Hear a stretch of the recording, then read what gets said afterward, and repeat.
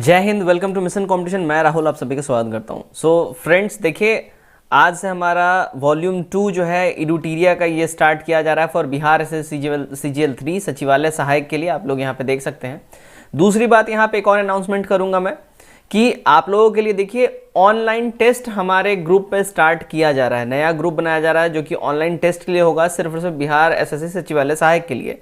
अब जो आखिरी का जो 20 से 25 दिन रह गया, इसको देखते हुए लास्ट 20 डेज का हमारे द्वारा स्ट्रैटेजी तैयार किया गया। आप लोग ऑनलाइन टेस्ट में अगर चाहें तो आप लोग ऐड हो सकते हैं।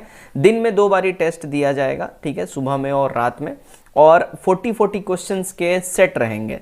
आप लोग ऑनलाइन इसको दे पाएंगे। आपको ग्रुप में एक लिंक दिया जाएगा जिसके ऊपर जाकर आप लोग ऑनलाइन टेस्ट दे पाएंगे। उसके ऊपर प्रॉपर टाइमर चलता रहेगा। आप लोग क्वेश्चन स्किप नहीं कर पाएंगे। क्वेश्चन, हर एक क्वेश्चन का आंसर करना कंपलसरी होगा। माइंड यू, ये GS/GK का टेस्ट होगा, मैथ रीजनिंग नहीं होगा। आप लोग इस चीज़ का ध्यान रखिएगा। तो ये आपको मतलब एक दिन में 2 टेस्ट आपसे करवाए जाएंगे, यानी कि एक दिन के आपके 80 क्वेश्चन हो जाते हैं, ठीक है। इसका प्राइस जस्ट 99 रुपीज़ रखा गया। आप लोग चाहें इसमें ऐड हो सकते हैं। नीचे आपको एक स्लाइड चलती हुई दिख रही होगी, उसके ऊपर नंबर दिया गया, उस पर आप लोग व्हाट्सएप पे मैसेज करिए। पेमेंट उसी नंबर पे आपको सेंड करना है। पेमेंट का स्क्रीनशॉट भेजिए, आपको ग्रुप में ऐड कर लिया जाएगा। ग्रुप 4 तारीख से लाइव हो जाएगा। फिर से मैं बता दूं, ऑनलाइन टेस्ट का जो है ग्रुप स्टार्ट कर दिया जा रहा है। 4 तारीख से ये लाइव हो जाएगा। आप लोगों को जुड़ना है। नीचे जो नंबर दिख रहा है उसके ऊपर आप लोग 99 का पेमेंट करेंगे, स्क्रीनशॉट भेजेंगे, आपको ग्रुप में ऐड कर लिया जाएगा, ठीक है। चलिए, आज का जो हमारा वीडियो है वॉल्यूम 2 है, सेट नंबर 1 है फॉर बिहार SSC CGL 3। ध्यान रखेंगे, इसका हम लोग सिर्फ GS/GK का क्वेश्चन को हम लोग डील करेंगे और मैथमेटिक्स और रीजनिंग का इसमें क्वेश्चन नहीं होगा। तो फटाफट से हम लोग इसको डील करेंगे। कोशिश करूंगा जल्दी जल्दी खत्म हो जाए, आपका समय इसमें जो है कम बर्बाद हो, ठीक है। तो चलिए, सबसे पहले तो मैं इसको कर लेता हूं थोड़ा सा और जूम, ताकि आपको क्वेश्चन जो है सटीक और बढ़िया से दिखाई दे, है ना। हाँ जी, चलिए, सही है अभी तो। पहला सवाल है, देखिए, लूनी नदी के संदर्भ में निम्नलिखित कथनों में से कौन सही है। अगर इसमें कौन सा कथन सही है, अगर इसकी हम लोग बात कर लें, ठीक है ना, तो ध्यान दीजिएगा। इसमें हो जाएगा हमारा, यह कच्छ के रन की दलदली भूमि में लुप्त हो जाती है। ये कच्छ के रन में जाते हुए ये गायब हो जाती है। लूनी नदी देखिए राजस्थान के अरावली श्रेणी से ये अजमेर के पास से निकलता है, ठीक है। और इसका कुल लंबाई अगर हम बात कर ले 450 किलोमीटर इसका टोटल लेंथ हो जाता है लूनी नदी का। और फिर ये कच्छ के रन में जाके वहाँ पे ये लुप्त हो जाता है, गायब हो जाता है। तो बेसिकली ये जो है ऐसा भारत का इकलौता नदी है जो कि मतलब भूभाग में ही गायब हो जाती है, ठीक है। चलिए, नंबर 2 देखते हैं हम लोग। पृथ्वी का निकटतम ग्रह डैश है। पृथ्वी का निकटतम ग्रह इनमें से कौन सा है, ये आपको बताना है। देखिए, पृथ्वी का निकटतम ग्रह जो है इनमें से शुक्र हो जाएगा, बी हमारा करेक्ट हो जाएगा, है ना। और सबसे ज़्यादा चमकीला ग्रह भी है, सबसे ज़्यादा गर्म ग्रह भी है, इसको भोर का तारा भी कहते हैं। तो इन सब नामों से इसको जाना जाता है, ठीक है, ध्यान रखिएगा। आगे बढ़ते हैं हम लोग क्वेश्चन नंबर 3 की ओर। 3 में क्या बोला, देखिए, विषुवत रेखा निम्न में से किस देश से होकर नहीं गुजरती है।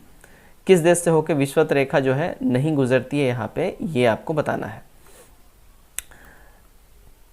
ओके, चलिए, हाँ भाई, तो ये नहीं गुजरती, देखिए, बोत्सवाना से होकर ये नहीं गुजरती है। सोमालिया, केनिया, मालदीव, इन सब जगहों से होकर गुजरती है। नंबर 4 देखते हैं। निम्न में से कौन अवसादी चट्टान नहीं है। इनमें से कौन सा अवसादी चट्टान का एग्जाम्पल नहीं है, ये आपको बताना है। देखिए भाई, डायोराइट जो है ये अवसादी चट्टान का एग्जाम्पल नहीं है। डायोराइट एक आग्नेय चट्टान है, ठीक है, बाकी सारे अवसादी चट्टान है। 5 नंबर देखते हैं। भारत की समुद्री सीमा से संबंधित देश कितने हैं। तो भारत की समुद्री सीमा से संबंधित देशों की बात कर लें अगर हम, तो ये टोटल 7 हो जाते हैं, ठीक है ना। हमारा बी यहाँ पे करेक्ट हो जाएगा। क्लियर। भारत का जो है अगर हम जल सीमा की टोटल लंबाई की अगर हम बात कर ले, देखिए 7516.6 किलोमीटर हो जाता है। आप सभी को ये पता होगा।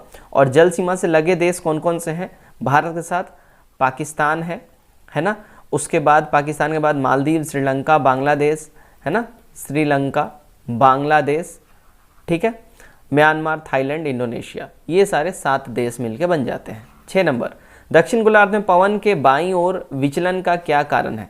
पवन के बाईं ओर विचलन का क्या कारण है। तो इसका रीजन हो जाता है पृथ्वी का घूर्णन, ठीक है, बी हमारा यहाँ पे सही हो जाता है। नंबर 7 देखते हैं हम लोग। भारत में सबसे बड़ी मीठे पानी की झील कौन सी है? तो भारत में सबसे बड़ी मीठे पानी की झील जो है वुलर झील हो जाता है, बी हमारा करेक्ट हो जाएगा, है ना। वुलर झील कहाँ है? तो ये है जम्मू एंड कश्मीर में, JNK, आप लोगों को पता ही होगा। 8 नंबर, आचार्य विनोबा भावे के भूदान आंदोलन के प्रारंभ में निम्नलिखित स्थानों में से कौन सा एक सबसे संबंधित था? इनमें से कौन सा एक संबंधित था? तो देखिए इनमें जो संबंधित था वो था पोचमपल्ली, ठीक है, सी हमारा सही हो जाएगा। पोचमपल्ली कहाँ है अगर हम इसकी बात कर ले, ये आपको कमेंट करके ज़रूर बताना है कि पोचमपल्ली कहाँ है, ठीक है।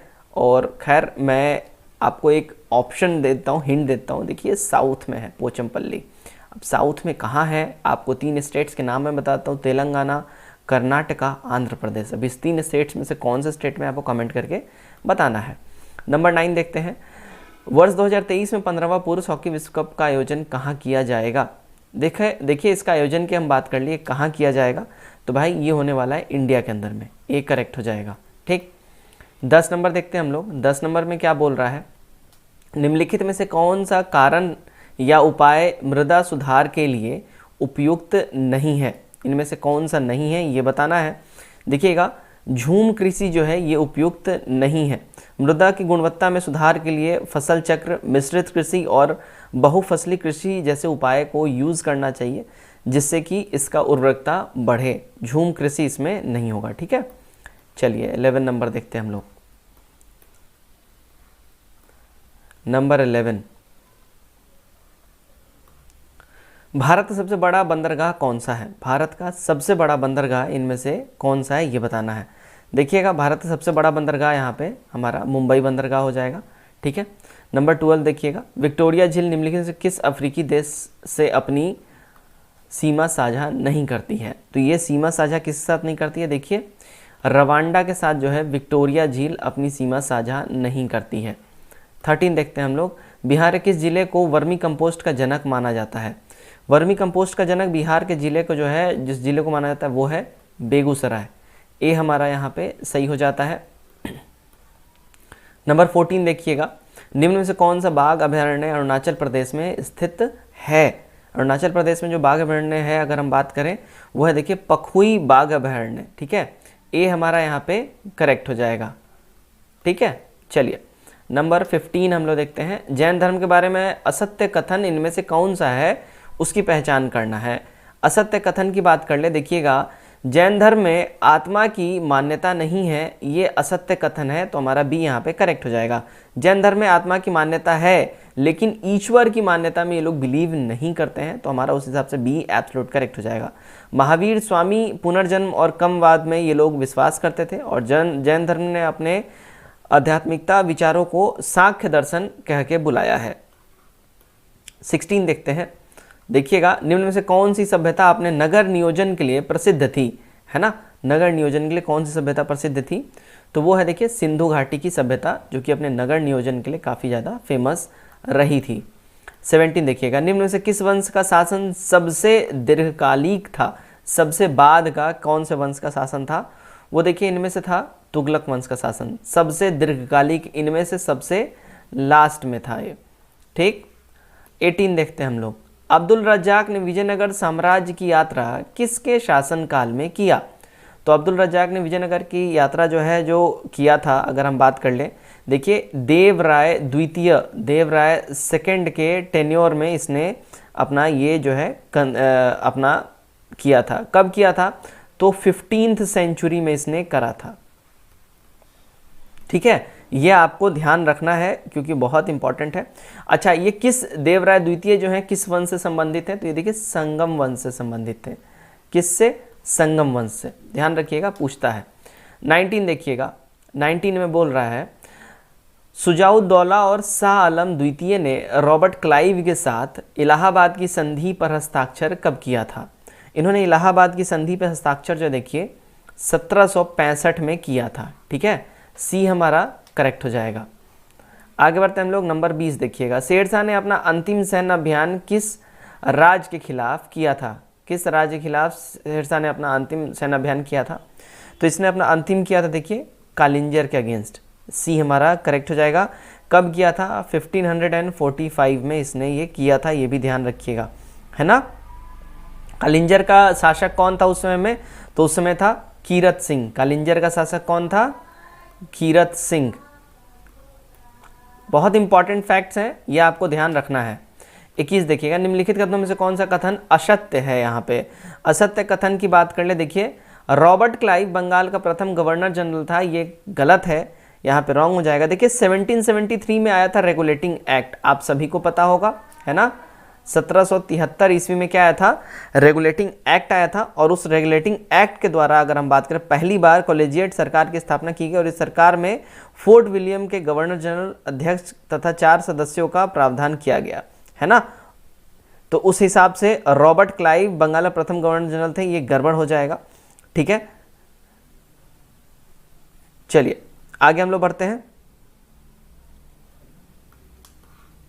22 नंबर देखिए, निम्नलिखित से कौन क्रिप्स मिशन के साथ कांग्रेस के आधिकारिक वार्ताकार थे? कांग्रेस के आधिकारिक वार्ताकार कौन थे, ये आपको बताना है भाई। ये हो जाएगा, देखिए पंडित जवाहरलाल नेहरू थे और मौलाना अबुल कलाम आज़ाद जो हैं, ये कांग्रेस के आधिकारिक वार्ताकार थे। ऑफिशियल जो है ना कांग्रेस की ओर से यही लोग थे क्रिप्स मिशन के। क्रिप्स मिशन के लिए यहाँ पे हाईलाइट कर लीजिए, क्रिप्स मिशन को यहाँ पे बिल्कुल रगड़ के हाईलाइट कर लीजिए। पंडित जवाहरलाल नेहरू और मौलाना अबुल कलाम आज़ाद, यही लोग ऑफिशियल वार्ताकार थे, ठीक। चलिए आगे बढ़ते हैं। 23 नंबर देखिएगा, कौन सी महत्वपूर्ण घटना जलियांवाला बाग नरसंहार के तुरंत बाद, है ना, तुरंत बाद घटी थी? तो ये वाला घटना अगर हम बात कर ले कौन था, तो देखिए ये था रॉलेट एक्ट का बनना। बी हमारा यहाँ पे एब्सोल्यूट करेक्ट हो जाएगा। रॉलेट एक्ट जो है मार्च में आया था, किस ईयर में? 1919 में। आप इसको बेसिकली बोल सकते हैं मार्च 1919, ठीक है। इसमें जो है गांधी जी ने 6 अप्रैल 1919 को देशव्यापी हड़ताल का आयोजन करवाया। जलियांवाला बाग में जो है 23 अप्रैल 1919 को शांतिपूर्ण जनसभा पर जनरल डायर के द्वारा गोली चलवा दिया गया था, जिसमें हजारों की संख्या में लोगों का नरसंहार यहाँ पे हुआ था, ठीक है। चलिए आगे बढ़ते हैं हम लोग।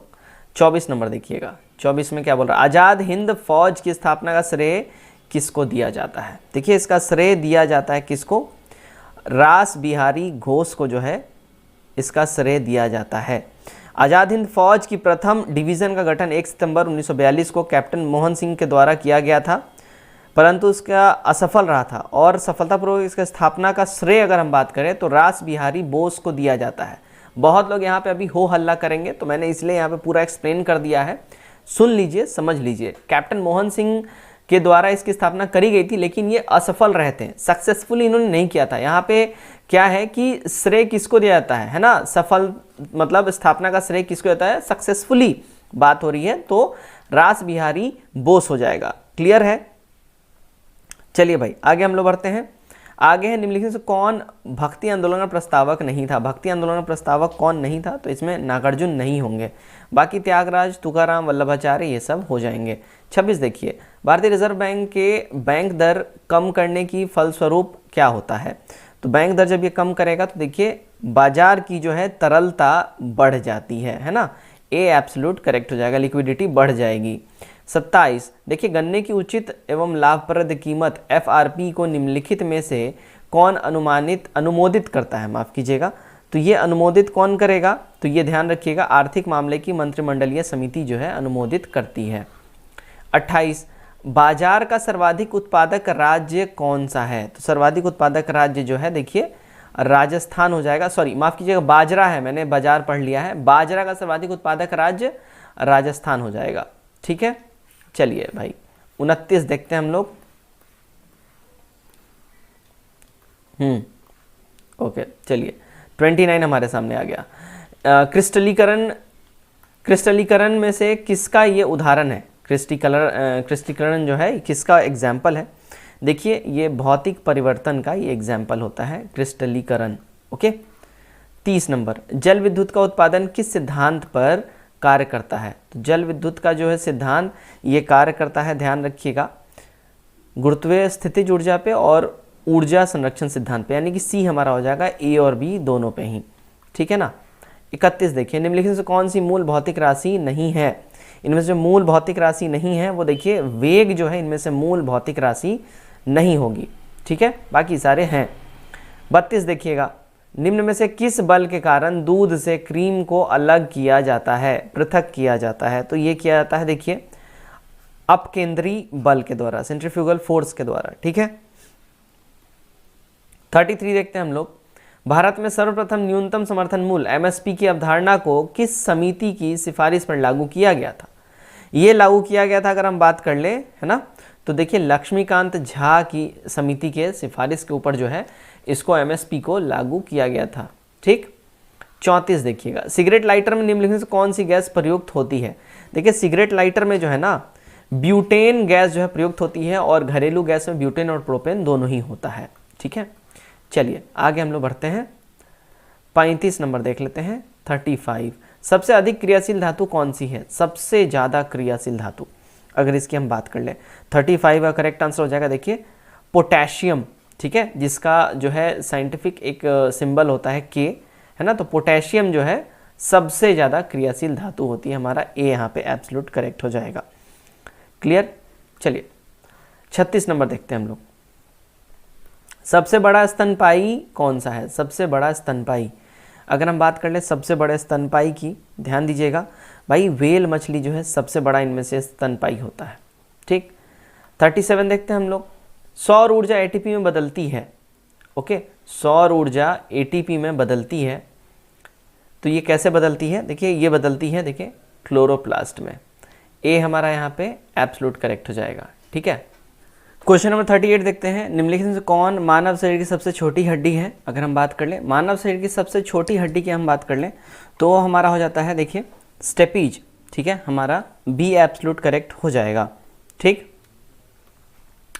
आगे बढ़ते हैं हम लोग। 39 देखते हैं। क्वेश्चन नंबर 39, निम्न में से कौन लसिका का कार्य है?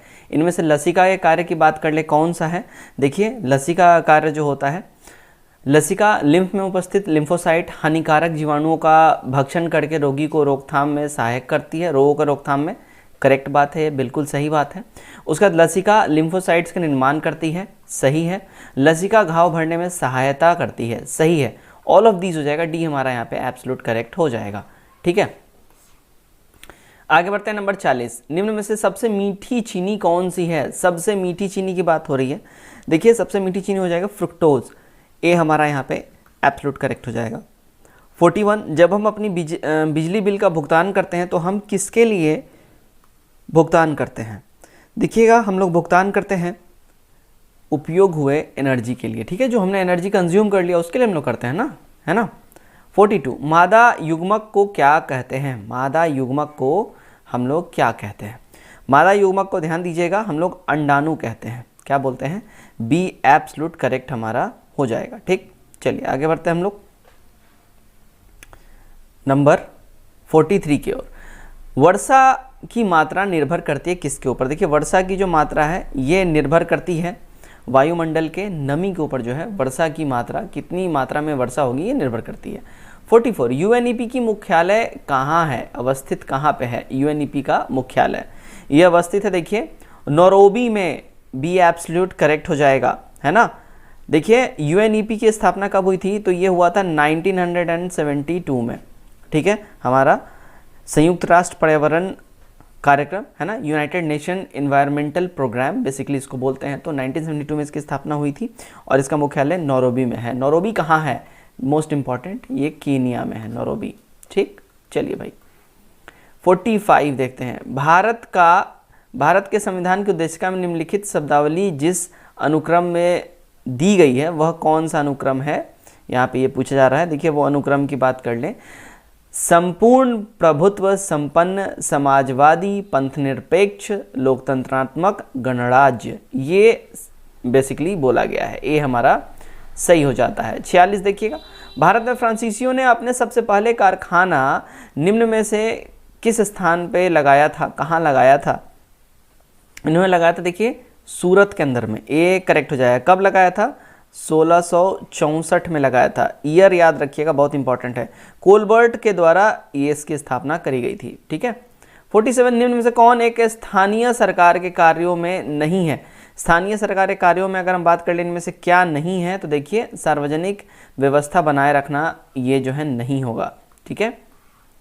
48 देखते हैं। निम्नलिखित में से कौन निर्धारित करता है कि कोई विधेयक धन विधेयक है कि नहीं है, ये निर्धारित करेंगे हमारे लोकसभा अध्यक्ष साहब। ध्यान रखिएगा, सी एब्सोल्यूट करेक्ट हो जाएगा। 49 देखिएगा, वित्तीय आपात कितने समय के लिए लागू किया जा सकता है। तो वित्तीय आपात जो है ये देखिए, इसकी कोई भी अधिकतम अवधि नहीं है, ये राष्ट्रपति के बुद्धि विवेक के ऊपर निर्भर करता है और साथ ही साथ कैबिनेट के जो है राय मशवरे के ऊपर भी निर्भर करता है। ठीक है, और बेसिकली जैसा माहौल रहेगा, अगर लगेगा सरकार को कि हाँ अब दिक्कत नहीं है, तो वो लोग हटा सकते हैं वित्तीय आपात। ठीक है, तो बेसिकली कैबिनेट के बोलने पे ही राष्ट्रपति साहब भी ऑर्डर देंगे। 50, भारत के महान्यायवादी के संबंध में निम्नलिखित से कौन सा कथन सही नहीं है। इनमें सही कथन की बात करने नहीं है, वह केंद्रीय कैबिनेट का सदस्य होता है और संसद की कार्यवाही में भाग लेता है। तो ये वाला जो स्टेटमेंट है ये सही नहीं है महान्यायवादी के बारे में। बाकी सारे स्टेटमेंट्स यहाँ पे सही हैं। ठीक है, वो केंद्रीय कैबिनेट का सदस्य नहीं होता है और वो संसद की कार्यवाही में भाग ले सकता है। 51, नगर निगम का अध्यक्ष कौन होता है। नगर निगम का अध्यक्ष की बात कर ले भाई, इनमें से देखिए महापौर जो है ये नगर निगम का अध्यक्ष होता है। 52 देखते हैं हम लोग, निम्नलिखित राज्यों में से उसके गठन के वर्ष के आधार पर बढ़ते क्रम में सजाना है। तो यहाँ पे देखिएगा, सबसे पहले जो है यहाँ पे नागालैंड आ जाएगा। सबसे पहले नागालैंड कब हुआ था, 1963 में नागालैंड की स्थापना हुई थी। उसके बाद अगर हम बात कर लेते हैं, देखिए 2 नंबर पे आ जाएगा हिमाचल प्रदेश। हिमाचल प्रदेश कब आया था, तो हिमाचल प्रदेश आया था 1971 में। ठीक है, 1971 में आया था। उसके बाद देखिएगा 3 नंबर पे आता है कौन सा, तो मणिपुर ही आ जाएगा। मणिपुर कब हुआ था, मणिपुर हुआ था 72 में, 1972 में, है ना। फिर हमारा आ जाता है देखिए सिक्किम। सिक्किम कब हुआ था, सिक्किम की बात कर ले, ध्यान दीजिएगा। सिक्किम जो है हमारा हुआ था, अगर हम इसकी बात कर ले 75 में सिक्किम की स्थापना हुई थी, 1975 में। और फिर आया था हमारा मिज़ोरम का स्थापना हुआ था। मिज़ोरम कब हुआ था ये भी देख लीजिए। तो मिज़ोरम का जो स्थापना हुआ था अगर हम बात करें, है ना, 1987 में। तो ये हमारा परफेक्ट प्रॉपर मैंने यहाँ पे चार्ट आपके लिए रेडी कर दिया। 53 देखिएगा, नीति आयोग द्वारा जारी बहुआयामी गरीबी सूचकांक 2021 के अनुसार बिहार की कितनी प्रतिशत जनसंख्या गरीब है। तो बिहार की गरीब जनसंख्या की बात कर लें भाई, 51.91% हो जाएगा।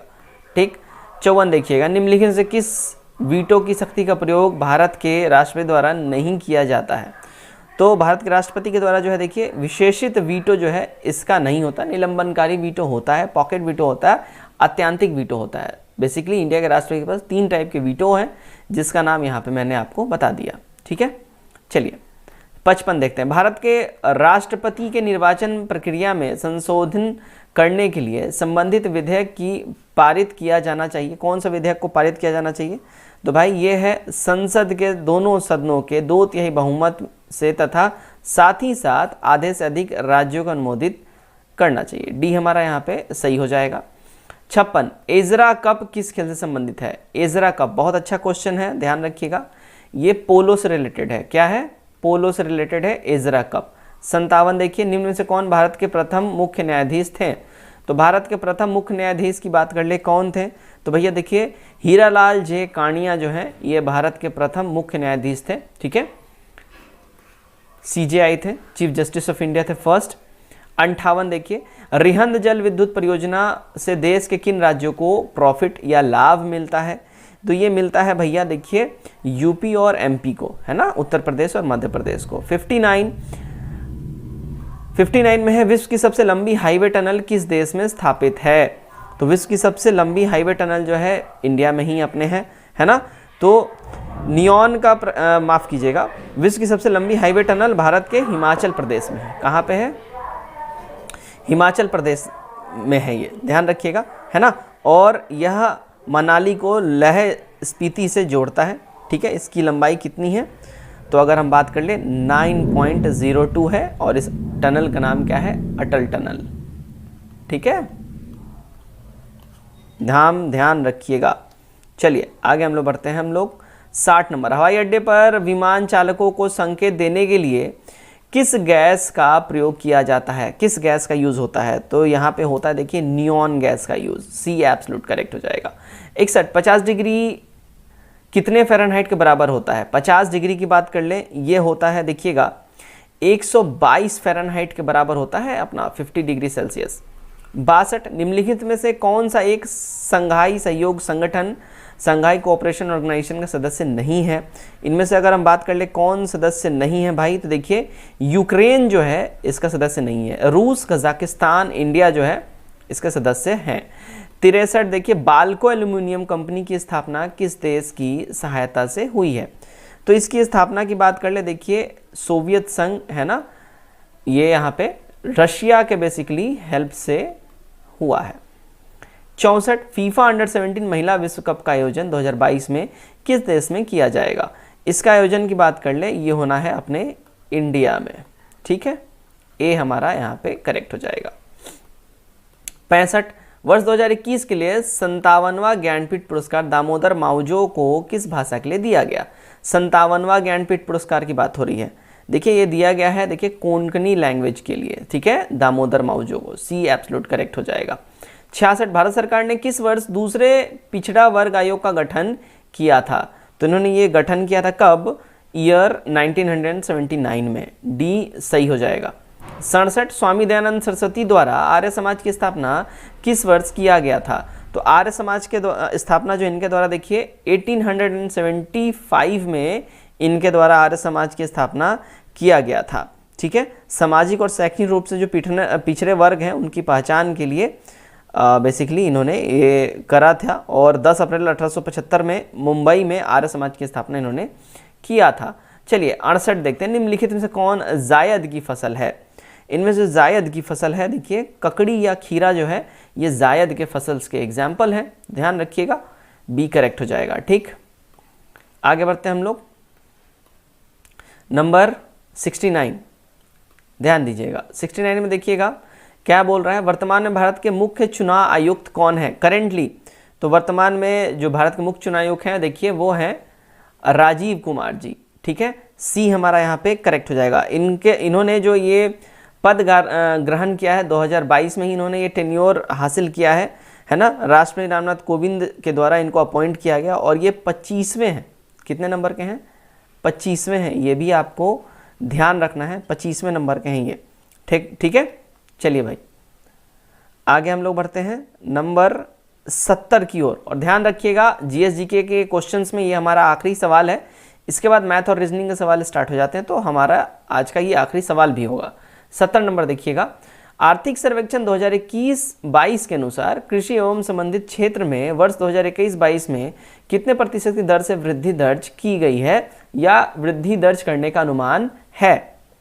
तो इसका जो अनुमान की हम बात कर ले, देखिए 3.9% के स्पीड से जो है वृद्धि होने का अनुमान लगाया गया है।